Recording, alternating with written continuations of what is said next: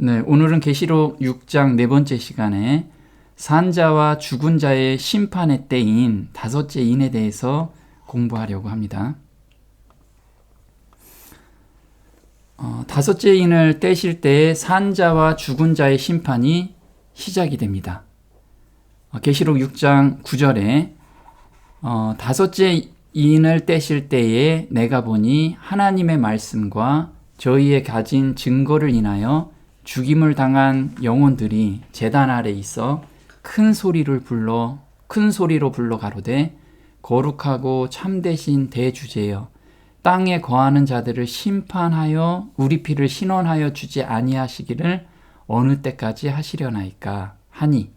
그래서 여기서 보면요, 다섯째 인을 떼실 때에 하나님의 말씀과 저희의 가진 증거로 인하여 죽임을 당한 영혼들, 그러면 하나님을 믿고 죽은 자들의 심판이 이 죽은 자의 심판이고요. 그 다음에 큰 소리로 불러 가로되 거룩하고 참되신 대주제여 이 땅에 거하는 자들을 심판하여 우리 피를 신원하여 주지 아니하시기를 어느 때까지 하시라냐니까 해서 이제 산자의 심판까지 여기서 이야기를 하고 있어요.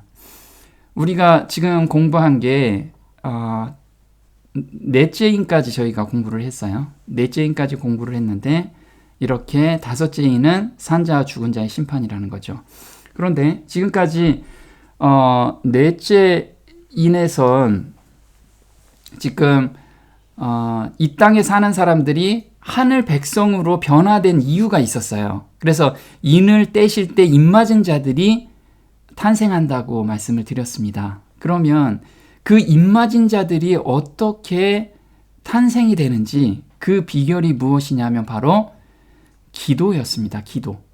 그래서 우리가 지금 내 주변에 있는 사람들 또 내 가족들 구원을 위해서 우리의 중보 기도가 그 사람들의 삶을 변화시키는 그 키라는 거예요. 이 키를 우리가 잊지 않아야 된다는 거죠. 그래서 땅에 거하는 자들, 어부, 세리, 창기들, 그리고 자신, 여기에서 우리 지금 죄인이죠. 가족, 이웃, 국가가 기도를 통해서 하늘에 거하는 자들로 바뀌었어요. 지금 넷째 인까지 다 그 변화된 그 키가 바로 기도였다라는 거예요. 그래서 하나님의 자녀인 나라와 제사장으로 삼으셨어요.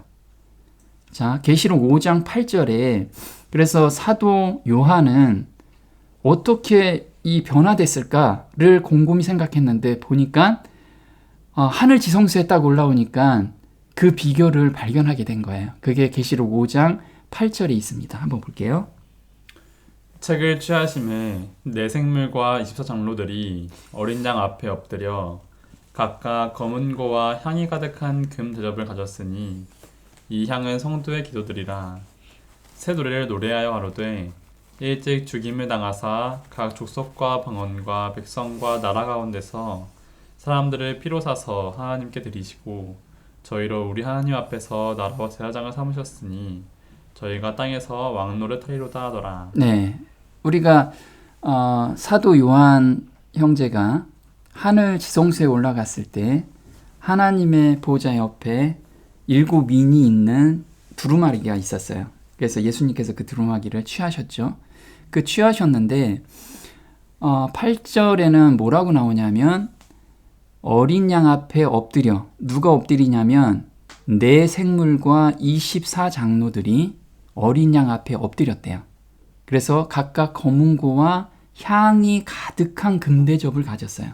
근데 이 향은 무엇이냐면 성도들의 기도라는 거죠. 이 성도들의 기도를 통해서 사람들을 피로 사신다는 거예요.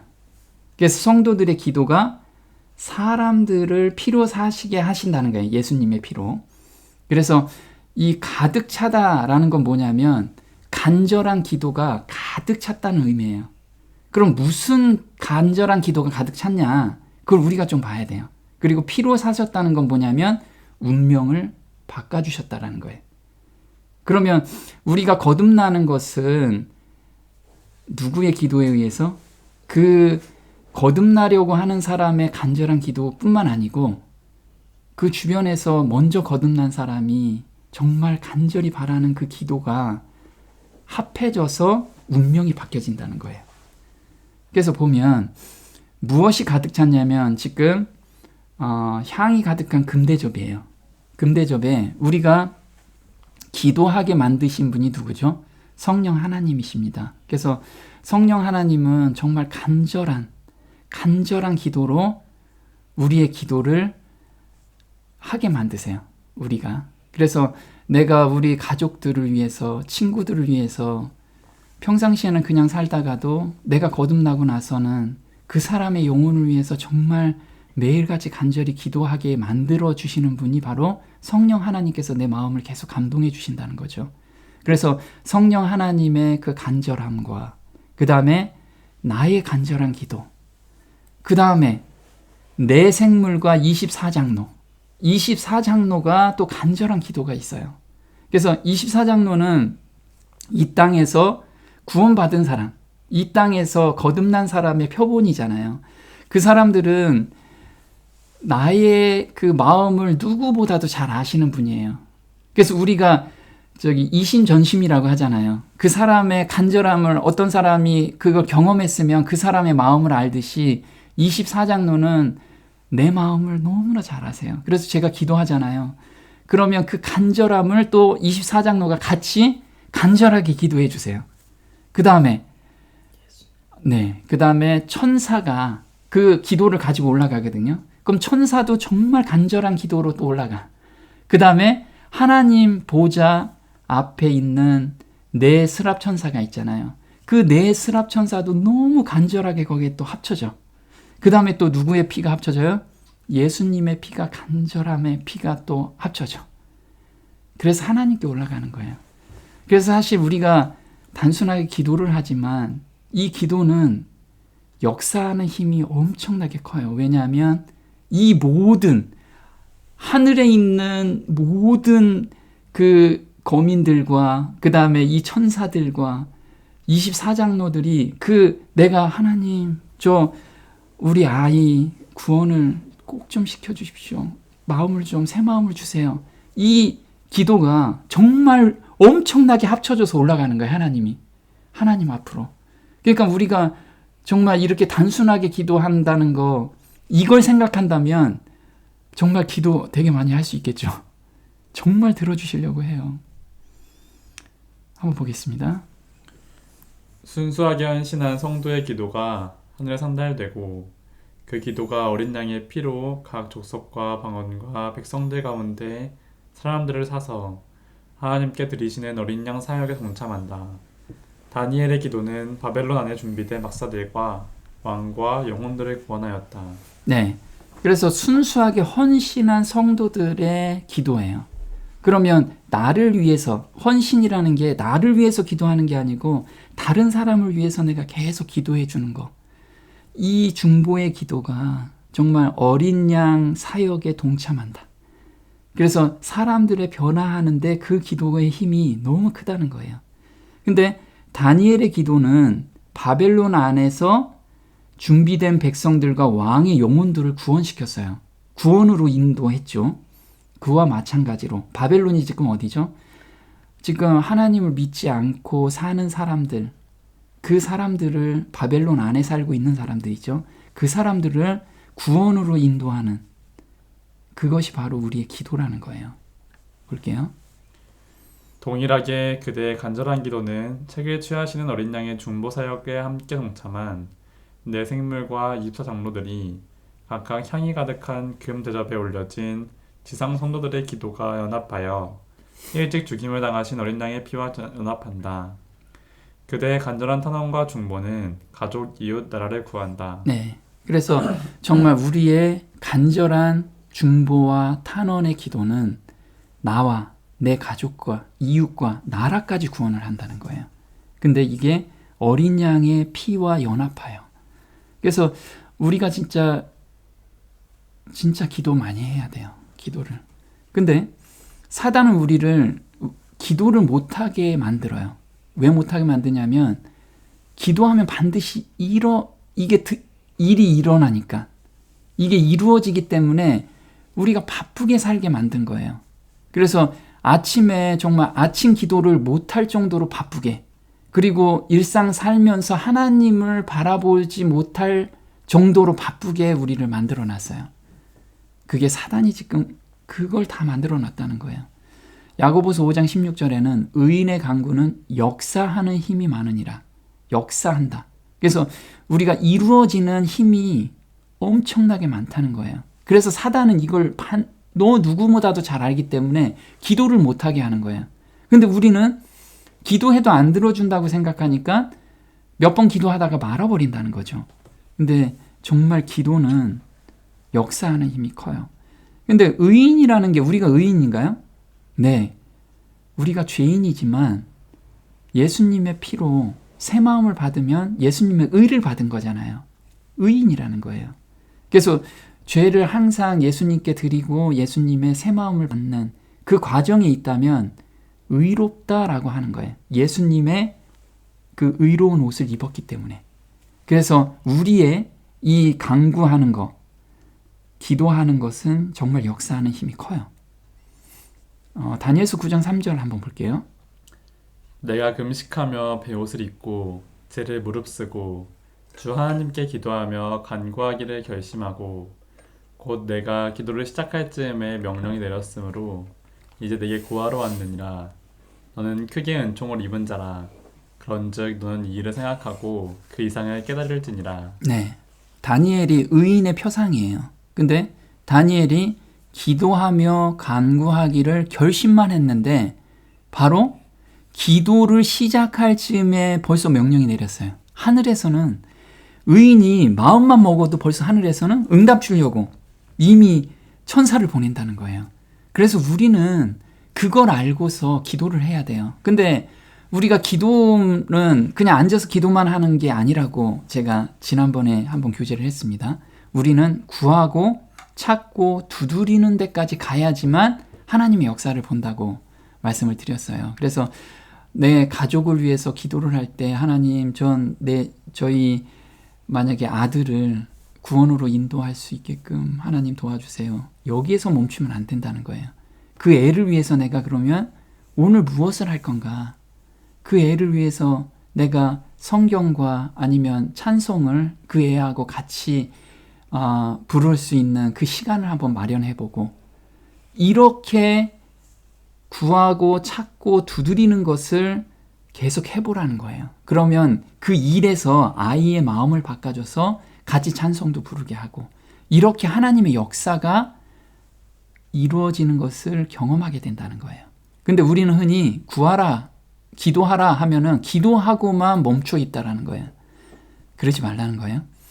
자, 사단은 기도를 못하게 하기 위해서 사자굴 사건을 만들었어요. 이때 다니엘서 9장과 다니엘서 6장은 같은 해에 일어난 사건이에요.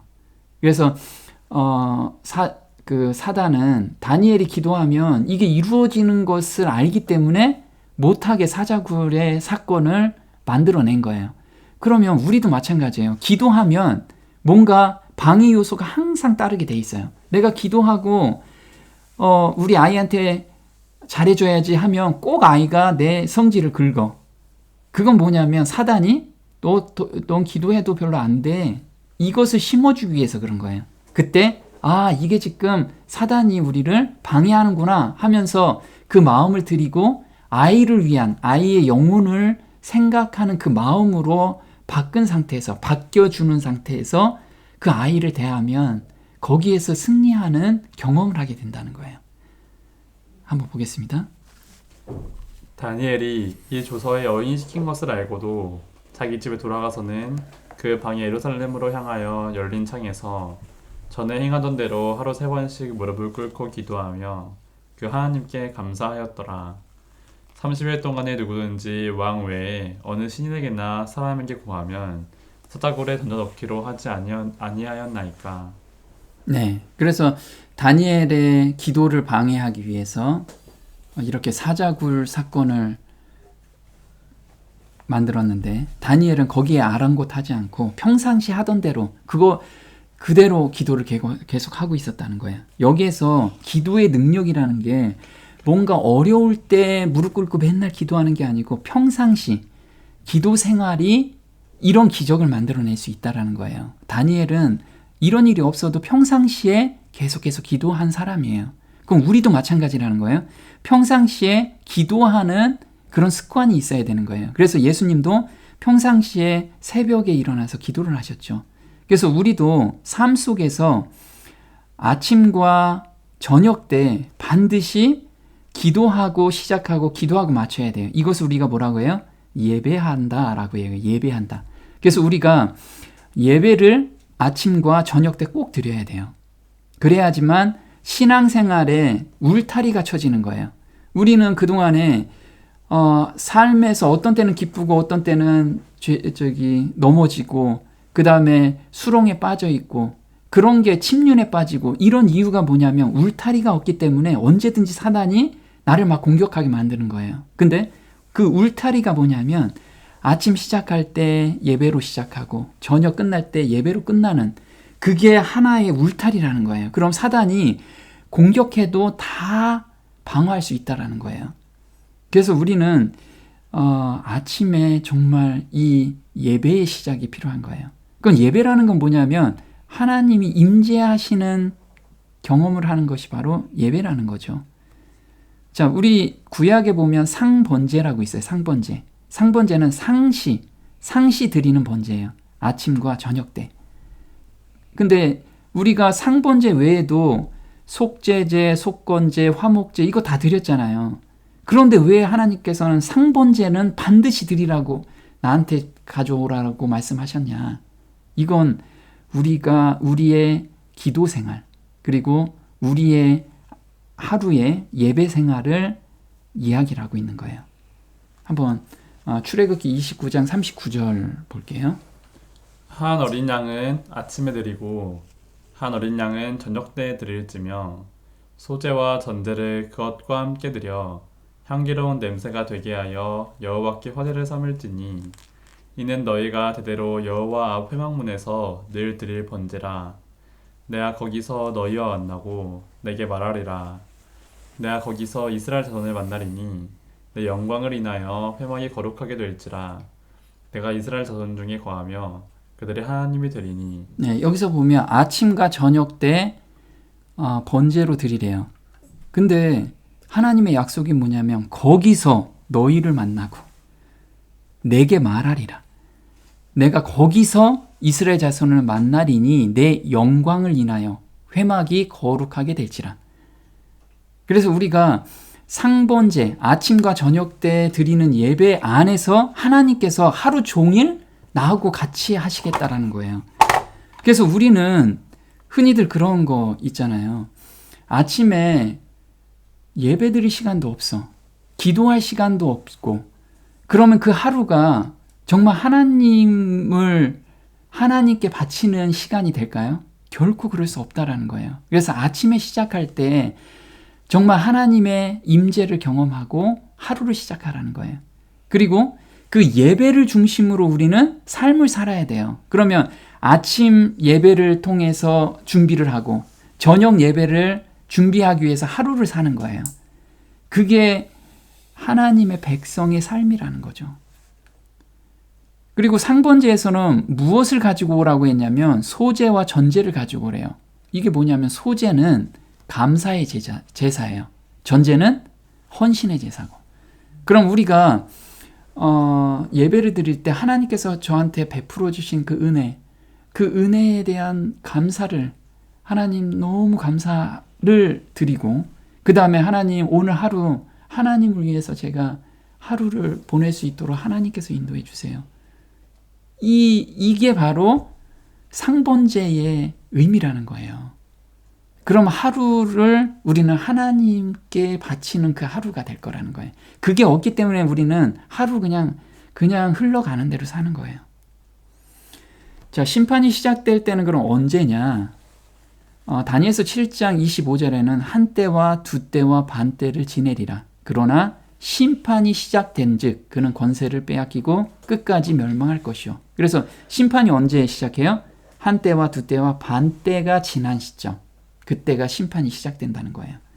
그 시점이 다니엘서 8장 14절에는 이렇게 나오죠. 그가 내게 이르되 2300주야까지니 그때 성소가 정결하게 함을 입으리라 하였느니라. 인자야 깨달아 알라. 이 이상은 정한 때의 끝에 관한 것이니라. 네, 보면 우리 많이 예언 해석을 한 거죠. 2300주야는 2300년을 의미하죠. 그때 성소가 정결하게 된대요. 그리고 이거는 정한 때 끝에 대한 이야기라고 이야기를 하죠. 그럼 2300년인데 정한 때 끝 이후에 산자와 죽은 자의 심판이 있어요. 이때가 성소 정결 사업이라는 거죠. 그러면 시작 연도를 알면 정한 때 끝을 알 수가 있는 거죠. 자, 시작 연도는 그러므로 너는 깨달아 알지니라. 예루살렘을 중건하라는 영이 날 때부터 기름 부음을 받은 자 곧 왕이 일어나기까지 7이레와 62이레가 지날 것이요 그때 곤란한 동안에 성이 중건되어 거리와 해자가 이를 것이며 이렇게 나왔어요. 그러면 성을 중건하라. 이게 언제예요? 아닥사스다 왕 7년이에요. 이게 에스라 7장 7절이죠. 이게 언제냐면 457년이에요. 그럼 457년부터 시작해서 2300년에서 457년을 빼면 1843년이라는 거죠. 근데 0년이 없으니까 플러스 AD하고 BC가 넘어가는 게 00이었기 때문에 플러스 1년을 플러스 하는 거예요. 그러면 정한 때 끝이 언제죠? 1844년. 이때부터 산자와 죽은 자의 심판이 있게 된 거예요. 그래서 한번 보겠습니다. 다섯째 인을 떼실 때 요한은 이상 중에 한 무리의 사람들이 제한 아래에 있는 것을 보았는데 그들은 하나님의 말씀과 예수 그리스도의 증거로 인하여 죽임을 당한 영혼들이었다. 이 장면이 지나가고 난 후에 계시록 18장에 묘사된 장면이 나왔다. 그때 참되고 충성스러운 사람들이 바벨론에서 부름을 받고 나왔다. 네, 여기서 보면 하나님의 말씀과 증거로 인하여 죽임을 당한 영혼들이에요. 이 사람들은 예수님을 증거하기 위해서 하나님을 증거하면서 죽임을 당한 사람들이잖아요. 그런 사람들은 하나님을 믿고 죽은 사람의 심판인 거예요. 죽은 자의 심판이죠. 그리고 계시록 18장은 이젠 예수님의 재림 직전에 늦은비 성령을 받아서 온 세계에 예수님을 증거하는 무리가 나온 거예요. 근데 그 말씀을 듣고 인을 맞는 자들, 그 사람들은 산자의 심판이라는 거예요. 그래서 인을 맞은 사람은 정말 하늘나라에 갈 거, 생명으로 바뀔 거고, 그렇지 않은 사람은 영원한 멸망으로 갈 거라는 거죠. 계시록 18장은 산자의 심판인데 한번 보겠습니다. 이 일 후에 다른 천사가 하늘에서 내려오는 것을 보니 큰 권세를 가졌는데 그의 영광으로 땅이 환하여지더라.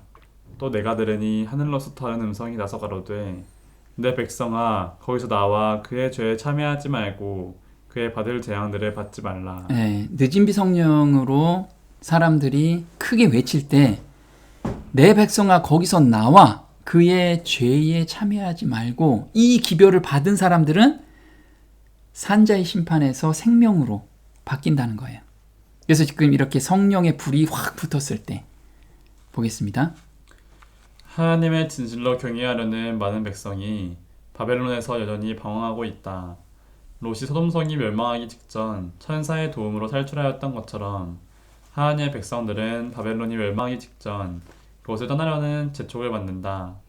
천사는 하나님의 백성들에게 상황을 똑바로 보고 거기에 따라 행동하라고 소한다. 이것은 사람들이 하나님께로 돌아갈 수 있는 마지막 기회이며 바벨론과 함께 멸망당하는 운명을 피할 수 있는 마지막 기회이다. 네, 그래서 보면 멸망하기 직전에 탈출하라 라는 기별이 전해졌을 때 이게 마지막 기회이고 피할 수 있는 마지막 기회라는 걸 이 사람들은 알아야 된다는 거예요. 우리도 알아야 되고. 그래서 우리는 오늘 이것을 선택해야 돼요. 그래서 산자의 심판은 오늘 선택에 달려 있다는 거예요.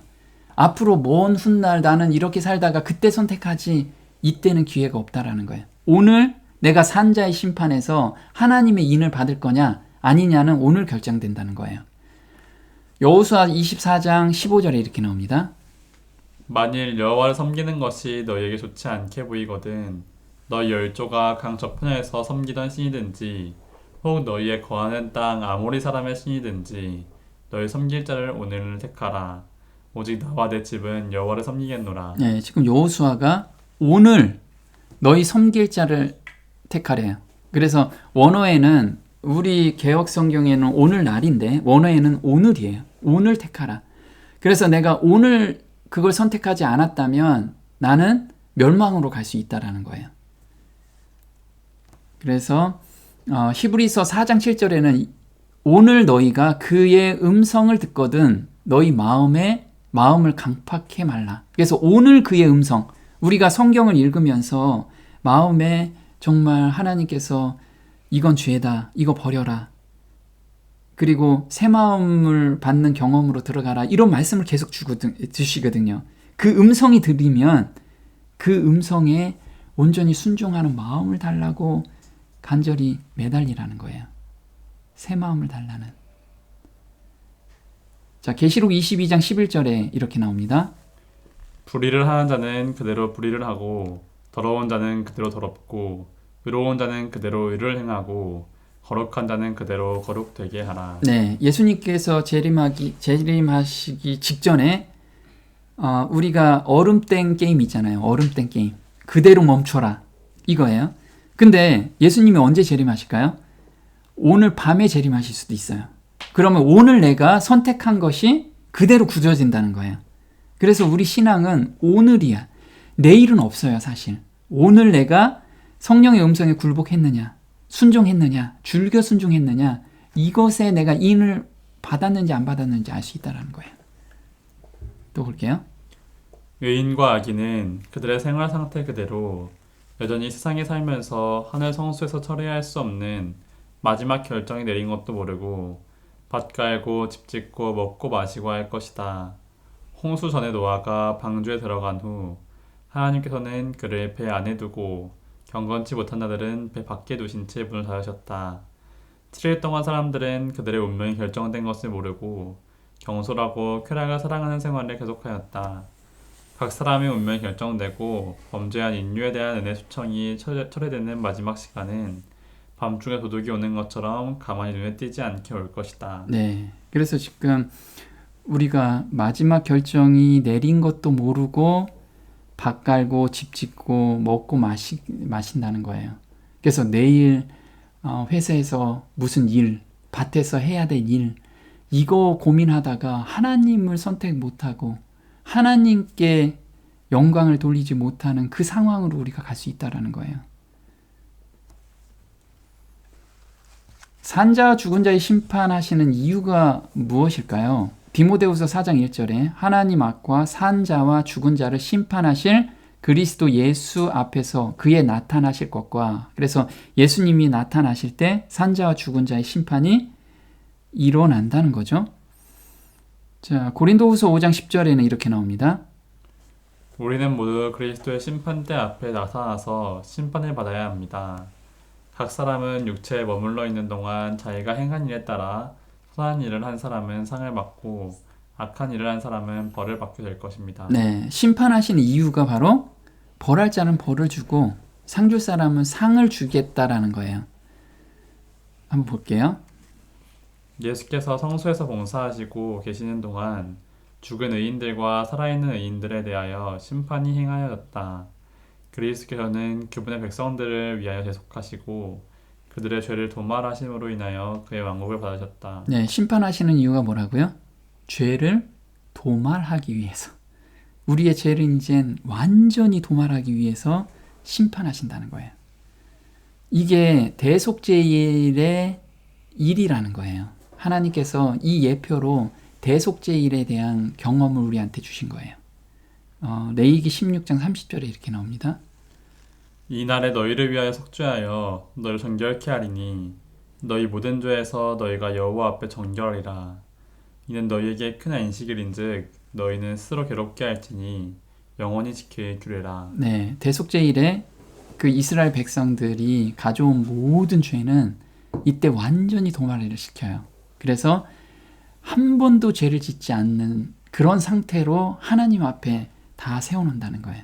우리도 마찬가지로 심판할 때 완전히 도말하기 위해서 하늘에 있는 우리가 그동안의 죄를 고하고 예수님 앞에 다 올라간 그 죄, 모든 죄를 도말시켜주는 그 날이 바로 심판하시는 날이라는 거예요. 심판이 너무 은혜롭죠. 그래서 희생제물의 피를 번제단 밑에 쏟았어요. 이건 순교자들을 표상합니다. 그래서 아까 읽은 거, 죽임을 당한 영혼들이 제단 아래 있대요. 제단. 이 제단이 번제단 아래를 의미해요. 번제단. 근데 번제단은 레위기 4장 7절에 이렇게 나옵니다. 제사장은 또 그 피를 여호와 앞 곧 회막 안 향단불에 바르고 그 송아지의 피 전부를 회막문 앞 번제단 밑에 쏟을 것이며. 네, 그래서 번제단 밑에 피를 다 뿌려요. 뿌리는데 그 표상이 뭐냐면 제단은 순교자들의 피가 뿌려진 이 땅, 지구가 바로 성소 뜰이죠. 그리고 예수님께서 십자가에 달리시고 하늘로 올라가셨죠. 거기서 성소 첫째 칸에서 봉사하시고 이제 지성소에서도 봉사하시고, 그러면 여기가 바로 순교한 이 제단이라는 게 제단 뜰이라는 거죠. 여기에서 순교한 자들의 피가 이 땅에 뿌려졌다는 의미예요. 이것을 의인법으로 쓴 표현이라는 거죠. 자, 땅에 거하는 자들은 누굴까요? 땅에 거하는 자들. 계시록 13장 8절에는 땅에 거하는 자를 이렇게 이야기합니다. 죽임을 당한 어린 양의 생명책에 창세 이후로 농명되지 못하고 이 땅에 사는 자들은 다 짐승의 경배하리라. 네, 땅에 거하는 자들이 누구라고요? 생명책의 창세 이후로 농명되지 못한 자들. 거듭남을 경험하지 못하고 그 경험 안에서 계속 살지 못한 자들. 그런 자들은 땅에 거하는 자들이라는 거예요. 하늘에 거하는 자들은 계시록 13장 6절에는 짐승이 입을 벌려 하나님을 향하여 회방하되 그의 이름과 그의 장막 곧 하늘에 거하는 자들을 회방하더라. 그래서 이 거듭남의 경험 가운데 계속해서 있는 자들을 하늘에 거하는 자들이라고 이야기를 하고 있어요. 자, 우리의 피를 신원이라는 뜻이 심판이에요. 신원하여 주지 아니하시기를 어느 때까지 하시려나이까. 이것은 순교자들이 자신들의 원수를 갚아달라고 부르짖는 의미인가요? 누가복음 23장 34절에는 거듭난 사람들의 마음 상태가 이런 상태예요. 예수께서 가라사대 아버지여 저희를 사하여 주옵소서 자기의 하는 것을 알지 못함이니이다. 네, 우리가 새 마음을 받는 거는 예수님의 마음을 받는 거라고 말씀을 드렸잖아요. 그럼 예수님의 마음이 바로 본인을 죽이는 자들을 위해서 기도를 하신 부분이에요. 저희를 사하여 주옵소서. 근데 이걸 그대로 스데반이 받았죠. 이 마음을 그대로 스데반은 표현을 한 거예요. 억지로 한 게 아니고 정말 간절한 마음에서 나의 원수를 위해서 기도를 해준 거예요. 볼게요. 저희가 돌로 스데반을 치니 스데반이 부르짖어 가로되 주 예수여 내 영혼을 받으시옵소서 하고 무릎을 꿇고 크게 불러 가로되 주여 이 죄를 저들에게 돌리지 마옵소서 이 말을 하고 자니라. 네, 그래서 스데반도 예수님의 마음 그대로 표현을 하잖아요. 스데반 돌로 치는 그 무리를 위해서 이 죄를 저들에게 돌리지 마옵소서. 이 간절한 기도를 올렸어요. 그래서 계시록 6장에 우리 피를 신원하여 주지 아니하시기를 어느 때까지 하시려나이까. 이게 제 원수 좀 갚아주세요. 이 말은 이 뜻이 아니라는 거죠. 자, 원한을 풀어주실 때가 바로 인자가 오실 때예요. 심판하실 때라는 거예요. 그때가. 누가복음 18장 7절에 이렇게 나옵니다. 하물며 하나님께서 그 밤낮 부르짖는 택하신 자들의 원한을 풀어주지 아니하시겠느냐 저희에게 오래 참으시겠느냐 내가 너희에게 이르노니 속히 그 원한을 풀어주시리라. 그러나 인자가 올 때 세상에서 믿음을 보겠느냐 하시니라. 네, 세상에서 믿음을 보겠느냐? 어떤 믿음이요? 예수님의 믿음. 예수님은 스데반이 가지고 있었던 믿음. 원수를 사랑하고 원수가 멸망으로 갈 때 정말 그 사람의 영혼을 위해서 간절히 기도하는 그 믿음. 그 믿음을 보겠느냐? 우리는 그 믿음을 가지고 있나요? 지금 나한테 힘들게 하고 진짜 왼수 같은 그 사람을 위해서 맨날 이를 갈고 저거 어떻게 하면 내가 저기 할까? 이 마음을 갖고 있나요? 아니면 그 사람의 영혼을 위해서 하나님, 저 사람도 정말 불쌍한 영혼입니다. 그래서 매일 아침 기도할 때 그 사람의 영혼을 위해서 기도하고 있나요? 이게 예수님이 재림하기 직전에 믿음을 보겠느냐? 이런 믿음을 가지고 있는 사람이 거의 없다라는 거예요. 그럼 내가 정말 이 믿음이 없다라면 예수님의 마음을 받지도 않은 거고 인을 받지도 않은 거예요. 우리가 한번 돌아보자는 거죠. 그래서 원한을 풀어주지 아니하시겠느냐? 이게 언제요? 인자가 올 때에 심판하시겠다는 거예요. 또 볼게요. 하나님은 때때로 당신 택한 자들의 원한을 풀어주는 일을 지체할 수 있는데 이는 그들을 박해한 자들에게 회개할 시간과 기회를 주기 위함이다. 보면요. 왜 이렇게 지체하시느냐? 박해하는 자들에게 회개할 시간을 주기 위해서. 이게 예수님의 마음이잖아요. 우리도 그 마음을 가지고 있어야 돼요. 또 볼게요. 더욱이 성품은 시련을 통하여 온전케 되며 종종 하나님은 성품 발달을 위한 기회를 제공하기 위하여 우리의 간구에 응답하기를 지체하신다. 또한 지체됨은 우리의 필요에 대한 절실한 마음을 강화시키기에 유익한데 이러한 절실한 마음이 없으면 하나님이 우리를 위해 일할 수 없을 때가 종종 있다. 네, 그래서 우리는 정말 성품 발달을 위해서 이런 것을 우리한테 허락하시는 거라는 거예요. 그걸 보고 우리는 정말 하나님 감사합니다. 고난이 올 때도 기도하면서 감사가 나와야 된다는 거예요. 하나님의 마음은 이런 마음이에요. 주의 약속은 어떤 이의 더디라고 생각하는 것 같이 더딘 것이 아니라 오직 너희를 대하여 오래 참으사 아무도 멸망치 않고 다 회개하기에 이르기를 원하시느니라. 베드로후서 3장 9절인데 정말 하나님의 이 마음을 안다면 우리도 정말 그 사람들을 위해서 무엇인가를 하고 싶은 충동이 일어날 거라는 거예요.